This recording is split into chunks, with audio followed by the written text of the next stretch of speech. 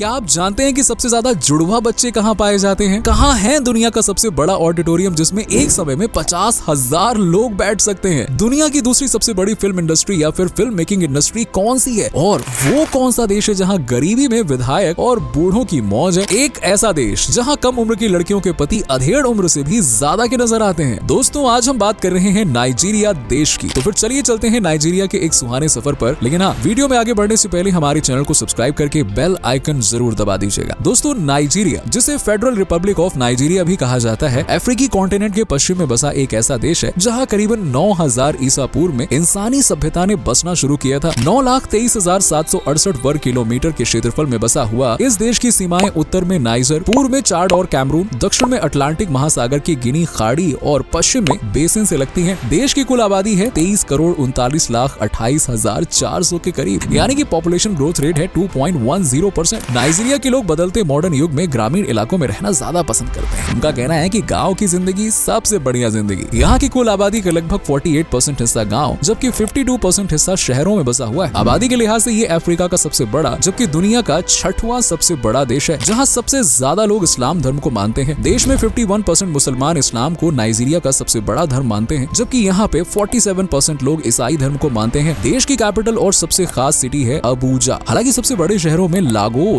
इसको गिना जाता है, जो कि अबूजा से पहले नाइजीरिया की राजधानी हुआ करता था। नाइजीरिया में बसे लोगों को नाइजीरियंस कहते हैं और देश की ऑफिशियल लैंग्वेज है इंग्लिश। हाँ, वो बात अलग है कि यहाँ पूरी दुनिया की 500 से भी अलग अलग भाषाएं बोली जाती हैं। सोचो, 500 से ज्यादा भाषाएं। जी हाँ, नाइजीरियंस 500 से भी ज्यादा भाषाएं बोलते हैं और ये एक यंग कंट्री है। आपको यकीन नहीं होगा, लेकिन नाइजीरिया की एवरेज एज सिर्फ और सिर्फ 17 साल है। यानी कि अगर इस देश के युवा अपने देश को कामयाब बनाने की ठान लेना, तो आप समझ सकते हैं कि नाइजीरिया कहां से कहां पहुंच जाएगा। अब ये अलग बात है कि देश के युवा फिलहाल ऐसी सोच रखते नहीं है, इसीलिए नाइजीरिया अफ्रीका के ज्यादातर देशों की तरह पिछड़ा हुआ है। एक नजर इतिहास पर डालें तो दूसरी शताब्दी ईसा पूर्व से नाइजीरिया कई स्वदेशी पूर्व औपनिवेशिक राज्य और सल्तनत का घर रहा है। हालांकि आधुनिक कॉलोनियों की शुरुआत 19वीं सेंचुरी में ब्रिटिशर्स ने की थी। ब्रिटेन कई साल तक नाइजीरिया को अपने कंट्रोल में बनाए रखने में कामयाब हुआ, लेकिन 1 अक्टूबर 1960 को नाइजीरिया फॉर्मली एक स्वतंत्र देश बन गया। आपने कई गांव, शहर, कस्बे, ये सारी चीजें देखी होंगी, लेकिन कहीं एक ऐसा गांव देखा है क्या जहां एक जैसी शक्ल के हजारों बच्चे आपके आसपास घूम रहे हो और आप कहें कि ये सारे एक जैसे कहां से आ गए यार? वेल, नाइजीरिया में एक ऐसा शहर है जिसे इग्बो ओरा कहा जाता है। हालांकि ये इग्बो ओरा से ज्यादा ट्विन टाउन के नाम से मशहूर है, क्योंकि यहाँ दुनिया के सबसे ज्यादा जुड़वा बच्चे पैदा होते हैं। यहाँ औसतन 1000 बच्चों में से 158 जुड़वा होते हैं और लगभग हर चौथे तीसरे घर में आपको जुड़वा बच्चों की टोली देखने को मिल जाएगी। नाइजीरिया बेशक ज्यादा कामयाब नहीं है, लेकिन दोस्तों, ये फिल्में बनाने के मामले में हॉलीवुड को भी पीछे छोड़ चुका है। दुनिया में सबसे ज्यादा फिल्में बॉलीवुड में बनती हैं, लेकिन बॉलीवुड के बाद में नाइजीरियन फिल्म इंडस्ट्री नॉलीवुड सबसे ज्यादा फिल्मों का निर्माण करती है। यहाँ हर हफ्ते कम से कम 50 फिल्मों को प्रोड्यूस किया जाता है, और हफ्ते में 50 मतलब साल में तो आप अंदाजा लगा ही सकते हैं कि कितनी फिल्में बनती हैं। नाइजीरिया के लोगों में फिल्में देखने का बहुत ही शौक है। शायद इसीलिए देश के पास दुनिया के सबसे बड़े ऑडिटोरियम में से एक है। आपने एक से बढ़ के एक ऑडिटोरियम देखे होंगे, लेकिन नाइजीरिया के the hand of God cathedral, ये भाई इसके जैसा नहीं देखा होगा, क्योंकि इसमें एक साथ 1000 या 10,000 नहीं, बल्कि 1,20,000 लोग बैठ सकते हैं। बाप रे बाप, पूरा का पूरा शहर बैठ जाए इसमें तो और गया। वैसे इससे भी ज्यादा कमाल है नाइजीरिया का फुटबॉल के प्रति प्यार। जैसे आपने इंडिया में क्रिकेट को लेकर एक जुनून देखा है ना, वैसे ही नाइजीरियंस में फुटबॉल के प्रति जुनून है। ये फुटबॉल देखना ही नहीं बल्कि खेलना भी बहुत पसंद करते हैं। देश के युवा फ्री बैठने से ज्यादा फुटबॉल के साथ उछल कूद करना पसंद करते हैं। वैसे फुटबॉल के लिए ये क्रेज पूरे अफ्रीका में ही देखा जा सकता है। अलीको डांगोटे का नाम तो आप सभी ने सुना ही होगा। अगर नहीं सुना है तो अब सुनाना छोड़ दीजिए और सीधा मिल लीजिए। ये है अलीको डांगोटे, जो कि इस वक्त नाइजीरिया सहित अफ्रीका के सबसे अमीर तरीन शख्स हैं, जिनकी नेटवर्थ है 1110 करोड़ अमेरिकी डॉलर। इन्हें नाइजीरिया का यूथ आइकॉन भी माना जाता है, लेकिन इस कामयाब आइकन को देखने के बाद भी नाइजीरिया का यूथ संवरने का नाम ही नहीं ले रहा है। देश की अर्थव्यवस्था बुरी तरह से चरमराई हुई है और देश में कई लोग तो ऐसे भी हैं जिनकी रोजाना की कमाई $1 से भी कम है। दुनिया में अगर सबसे ज्यादा कहीं बेघर लोग रहते हैं तो वो देश नाइजीरिया ही है। 63% से ज्यादा लोग इस देश में गरीब हैं। यहाँ जगह जगह आपको भिखारी भीख मांगते हुए नजर आ जाएंगे। हालांकि सरकार और नाइजीरियंस गरीबी के दलदल से निकलने की कोशिश कर रहे हैं, लेकिन अभी इसमें बहुत लंबा समय लगने वाला है, क्योंकि नाइजीरियंस में पढ़ाई के प्रति काफी उदासीनता देखी जाती है। यहाँ के युवा पढ़ाई लिखाई से दूर भागते हैं। टेक्नोलॉजी के मामले में आज नाइजीरिया पाकिस्तान जैसे देशों में भी पीछे है। देश में 70% के करीबन लोग किसान हैं, जो खेती बाड़ी करके अपना घर चलाते हैं। हालांकि नाइजीरिया एग्रीकल्चर को अपनी पावर बना सकता है, क्योंकि दुनिया भर में एक्सपोर्ट होने वाले अनाज में सबसे ज्यादा हिस्सा तो नाइजीरिया का ही माना जाता है। यहाँ से सबसे ज्यादा चावल को एक्सपोर्ट किया जाता है। इसके बाद भी देश की औसतन आय $1930 के करीब है। देश की कुल जीडीपी है लगभग $2500, जो कि बहुत ही कम है। यहाँ के लोग कंपनीज की जगह पे फैक्ट्रीज में 12-12 घंटे तक मजदूरी करते हैं, जिसमें भी अच्छी खासी संख्या में आपको महिलाओं की नजर आएगी, क्योंकि यहाँ के पुरुष अपना ज्यादातर समय आराम करने में बिताना पसंद करते हैं। भाई मर्द हैं, आराम करेंगे और क्या, ऐसा यहाँ के लोगों का मानना है, मेरा नहीं। नाइजीरिया की गरीबी का कारण यहाँ के लोगों की सोच भी मानी जा सकती है। नाइजीरियंस का मानना है कि जो भविष्य में लिखा है उसे तो कोई मिटा नहीं सकता, अब जो होना होगा वो तो होकर रहेगा ना। और इसी सोच में यहाँ के लोग जैसा चल रहा है वैसा चलने देते हैं। कुछ करने की जरूरत ही क्या है, कुछ नया इनोवेटिव करने का ट्राई ही नहीं करते हैं, जिस कारण से सालों से नाइजीरिया की हालत जस की तस। लेकिन नाइजीरियंस को समझना होगा कि अगर मेहनत की जाए तो सब कुछ बदला जा सकता है, वरना तो धक्का गाड़ी चलती ही रहेगी। नाइजीरिया के लोग भले ही आलसी टाइप के हों, लेकिन यहाँ के जानवर बड़े मस्तीखोर हैं। नाइजीरिया में पक्षी और जानवरों की कई अलग अलग और अनोखी प्रजातियां देखने को मिलती हैं, जैसे जोस पठार इंडिगो बर्ड। पक्षियों की ये प्रजाति आपको पूरी दुनिया में कहीं देखने को नहीं मिलेगी सिवाय नाइजीरिया के। इसके अलावा जानवरों की दो सबसे दुर्लभ प्रजातियां हैं, ड्रिल बंदर और लोलैंड गोरिल्ला। ये भी आपको नाइजीरिया के सिवाय पूरी दुनिया में कहीं देखने को नहीं मिलेगा। नाइजीरिया के ऊपर ना सीधा सीधा प्रकृति का हाथ है। यहाँ गजब की हरियाली और वादियां फैली हुई हैं, झरने, नदियां, कमाल की चट्टानें, खुला इलाका, वो सब कुछ है जो नेचर लवर्स को खुश कर सकता है। हालांकि नेचुरल ब्यूटी और कमाल के टूरिस्ट प्लेसेस होने के बाद भी नाइजीरिया जाने वालों की संख्या साल दर साल घटती जा रही है, और इसका कारण है देश में बढ़ता क्राइम। गरीबी की मार झेल रहे ज्यादातर लोग अपनी रोजमर्रा की जरूरतें पूरी करने के लिए गुनाह के रास्ते पर उतर चुके हैं। देश का क्राइम लेवल बीते कई सालों से बेहद ही हाई है। यहाँ चोरी चकारी, लूटपाट, डकैती और किडनैपिंग जैसे जुर्म तो जैसे आम बात हो गए। इसीलिए इस देश को दुनिया के सबसे असुरक्षित देशों में शुमार किया जाता है। यहाँ लोग जरूरत पड़ने पर किडनैपिंग जैसे सीरियस क्राइम करने से भी कतराते नहीं। इसीलिए अगर आप नाइजीरिया जाएं तो आपको अपनी सुरक्षा करनी होगी और जल्दी किसी पर विश्वास ना करें, वरना धोखा हो सकता है। अब ये तो आप सभी जानते होंगे कि अफ्रीकन कॉन्टिनेंट पर विभिन्न जनजातियों का बसेरा है, तो भाई इस मामले में नाइजीरिया भला यहाँ कहाँ पीछे रह सकता है। हालांकि आंकड़ों की माने तो नाइजीरिया में 371 के लगभग जनजातीय समूह रहते हैं। इन सभी जनजातियों का रहना, खाना, संस्कृति, परंपराएं सब कुछ अलग अलग। इन्हीं में से एक जनजाति है तुआरेग, जिसके नियम सुनकर तो आप भी दंग रह जाएंगे। ये अनोखी जनजाति है जिसमें महिलाओं को सारे अधिकार दिए गए हैं, जबकि पुरुषों से सारे अधिकार छीन लिए गए। इस जनजाति में महिलाओं को बिना घूंघट, बिना किसी के डर घूमने की इजाजत है, जबकि लड़के के जवान होते ही एक तरह से पर्दे में लपेट दिया जाता है उसे। इस देश में गरीबी भले ही है, लेकिन यहाँ के विधायकों और बुजुर्गों की तो मौज ही मौज है। अब आपको यकीन नहीं होगा, लेकिन नाइजीरिया में छोटी छोटी कम उम्र की बच्चियों की शादी अधेड़ बुढ़ों से करवा दी जाती है। हालांकि दोस्तों, नाइजीरिया की लड़कियों को देखकर किसी का भी मन मचल सकता है, क्योंकि यहाँ की लड़कियां डस्की ब्यूटी के मामले में सबसे खूबसूरत मानी जाती। सांवला रंग और प्यारी सी मुस्कान वाले फेस पर जब ये मेकअप करती है ना, तो आए है कहर ढाती है, जिन्हें टेक्नोलॉजी से ना सही लेकिन इंटरनेट और मोबाइल फोन से बड़ा प्यार होता है। और सिर्फ लड़कियां ही नहीं, नाइजीरिया का हर युवा इंटरनेट और फोन से बहुत प्यार करता है। यहाँ का इंटरनेट रीच भारत सहित कई देशों से ज्यादा है। कुल मिलाकर नाइजीरिया कुछ मामलों में बेहतर है, लेकिन हाँ, ज्यादातर मामलों में देश को सुधार की जरूरत है, ताकि जो हाल आज यहाँ पे है वो आगे ना रहे और नाइजीरिया भी कामयाब देशों की लिस्ट में शुमार हो सके। हालांकि ये तब तक नहीं हो सकता जब तक कि देश का यूथ अपनी जिम्मेदारी न समझे। अब आपको यकीन नहीं होगा, लेकिन नाइजीरिया अफ्रीका के सबसे बड़े तेल उत्पादक देशों में शुमार है। सोचो, तेल का प्रोडक्शन यहाँ पे होता है, जबकि इसे दुनिया का 15वां सबसे बड़ा तेल उत्पादक माना जाता है। और हम सभी जानते हैं कि ऑयल, नेचुरल गैस के भंडार से आज खाड़ी देश कहाँ पहुँच चुके हैं, लेकिन नाइजीरिया इस रिसोर्सेज का भी फायदा नहीं उठा पा रहा। इसकी एक वजह है देश में फैला भ्रष्टाचार, जो लोगों को ना तो चैन से जीने दे रहा है न मरने। देश में हर साल कोई न कोई नई बीमारी फैल जाती है। नाइजीरिया के लोग औसतन 50 से 51 साल तक जीते हैं, और इसका कारण है यहाँ पे फैली हुई गंदगी। नाइजीरिया को दुनिया के सबसे गंदे देशों में काउंट किया जाता है, जिस वजह से यहाँ पे डेंगू, मलेरिया, अरे ये बीमारियां तो मतलब आए दिन फैलती रहती हैं, और हर साल सैकड़ों लोग अपनी जान गंवा देते हैं, क्योंकि देश में स्वास्थ्य सेवाएं बेहतर है ही नहीं। ऊपर से यहाँ के लोग काफी अंधविश्वासी भी हैं। यहाँ आज भी भूत, प्रेत और जादू टोना जैसी चीजों पर विश्वास किया जाता है। नाइजीरिया में देखने के लिए कई जगह हैं, जैसे कि लागोस शहर, जो कि नाइजीरिया का सबसे बड़ा और अफ्रीका का दूसरा सबसे बड़ा शहर है। लागोस नाइजीरिया की कैपिटल से भी ज्यादा पसंद किया जाने वाला शहर है। साथ ही नाइजीरिया के एदो राज्य में एक बड़ा सा भवन मौजूद है, जिसे द बल्स ऑफ बेनिन कहा जाता है। ये दुनिया के सबसे बड़े निर्माण कार्यों में से एक है। इनके अलावा अबुजा राष्ट्रीय मस्जिद, अमीर्स पैलेस, कानो city, cathedral church of Christ और यानकारी गेम रिजर्व जैसे कई जगहें हैं, जिन्हें नाइजीरिया में खूब पसंद किया जाता है। लेकिन नाइजीरिया में अपना खास ख्याल रखें, और महिलाएं शाम ढलने के बाद अकेली घर से नहीं निकलती हैं। इसके अलावा कुछ और भी बातें हैं जो आपको नाइजीरिया जाने के बाद याद रखनी चाहिए। जैसे नाइजीरिया में किसी से गलती से भी बाएं हाथ से हाथ मिलाने की कोशिश मत कीजिएगा, क्योंकि नाइजीरियंस इसे निरक्षर लोगों की पहचान मानते हैं, यानी कि अनपढ़, सीधी बात। इसके अलावा अगर आप यहाँ पे बाएं हाथ से खाना खाते हैं, तो भी लोग आपको बड़ी ही अजीब नजरों से देखेंगे कि कैसा आदमी है यार, बाएं हाथ से खाना खा रहा है। वैसे दोस्तों, आपको क्या लगता है कि क्या नाइजीरिया के हालात बदल पाएंगे? कमेंट करके बताइए, और वीडियो को लाइक करें, शेयर भी कर दीजिएगा, ताकि कोई नाइजीरिया जा रहा है तो पहले देश का हाल तो देख ले। वैसे वैसे चैनल को सब्सक्राइब कर ही लिया होगा आपने, तो चलिए ठीक है, मिलते हैं आपसे अगली वीडियो में। तब तक के लिए अपना ध्यान रखिएगा।